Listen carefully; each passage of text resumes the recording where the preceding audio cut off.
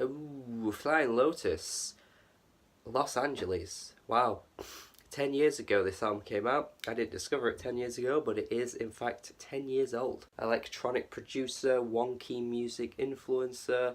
This man is certainly a very well-known name in the electronic world now after putting out amazing albums over the years. Cosmogramma being his absolute best in my opinion.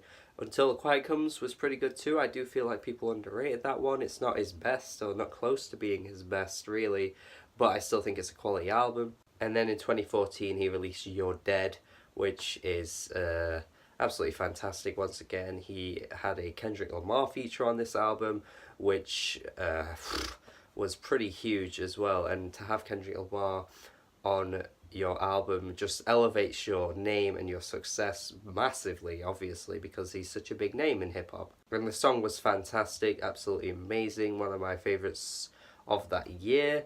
Interesting to see him include like that kind of music incorporated in with his style of music, because there's always been a hip-hop influence. He's always produced for rappers in the past. He's actually worked with Kendrick Lamar as well on To Pimp a Butterfly, but you know, just those two worlds colliding really opened up the doors for what could potentially be the future of sound, I think, for hip-hop and electronic. And it's really no surprise that it came from Flying Lotus of all people. I mean, in 2008 he dropped this album, very forward-thinking, very fresh to many people's ears, and certainly helped elevate a genre of music in the 2010s, which carried on and expanded into many other things. Many have labelled this as wonky, which I do think it is, but I think there's certainly more to it than it being wonky. I think when you go into the 2010s, you start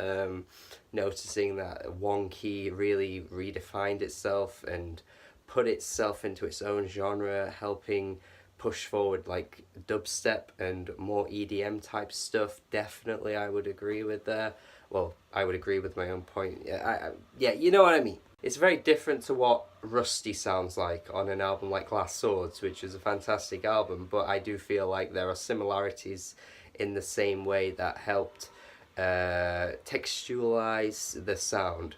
On this album we have tracks like Melt, which have African influence, the amazing drumming on this track, the sort of like stadium anthemic sound to it. You can certainly see where artists like Jaylin or Jilin, I don't know how you say that name, but her where she gets her influence from, because her last album very much was built around this idea. And even just without mentioning her name, I'm pretty sure most artists of the past few years who work in electronic music will absolutely reference Flying Lotus when talking about their inspirations and influences. I mean, we know that Igloo Ghost has certainly pulled ideas from Flying Lotus in his music too, obviously again pushing forward his sound and music and changing it completely, but the sort of core idea is certainly there. So many strange sounds on this album, and I feel like when you first hear it you're not really going to know what's going on, but there's so much to unpack when you listen in. So many tracks have these weird little like sizzling type sounds in the background. They're really hard to describe, but like it's just something that you just know that you're hearing as being quite original, even without hearing much else from the electronic music genre, I don't think. And to think this is only like his second album, 2008 as well. Like, I know electronic music has been going for years and years and years, but like in 2008, these kind of sounds weren't really being toyed with by that many artists. And to say that he carried on and made even better albums is just unreal, honestly. And also to think like tracks like Gangbang, yes, Gangbang, really have that sort of instrumental that you would definitely hear in like a modern day electronic dance track coming from like Zed or something. Like, it's unreal to think that this was 2008 and no one was really doing that in music back then, in pop music, but then it wouldn't only be like 4 or 5 years later, maybe if that it would be everywhere. I'm just going to play a little bit of the track now to show you what I mean, and you'll sort of get what I'm saying with this. Imagine like a pop singer is singing over this beat, yeah, jamming away, and there's a silent part, just like a silent part, and then it comes into this. Like, it's totally like a drop that you'd hear at a stadium anthem pop dance song.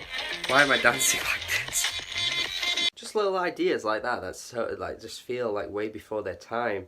I don't know. I'm not saying that Flying Lotus is the exact reason as to why pop music went in the direction that it did, but come on, I mean, people must have been listening to these ideas. I mean, you know how like so many big names end up ripping off ideas in the underground. That's kind of been the case for years now.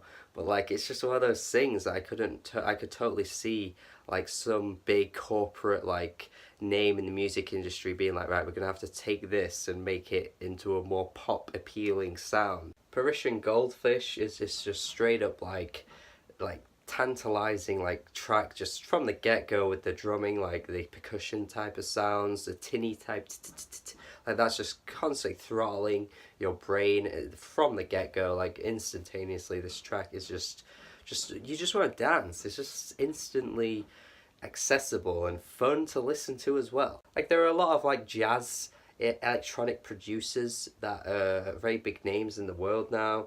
You got like Madlib or Jay Dilla that clearly stuck to a very standard formula. I mean, a very good one. They're excellent artists, but I feel like Flying Lotus just kind of like stepped away from that and just decided to blend everything he could together, and it turns out that everything managed to stick. Like there's no real one beat on this album that sounds like the other, whereas like someone like a Madlib might have rehashed similar ideas over the years, but with Flying Lotus I don't feel like that's ever been the case. And again, I'm not like bashing Madlib, but I'm just kind of putting them side by side and showing you how different it can be if you like expand your ideas and put forward different things and elements from other ideas together all into one track or all into one album. It's really impressive to listen to, and it's absolutely stood the test of time. I mean, this is an unreal album that I just don't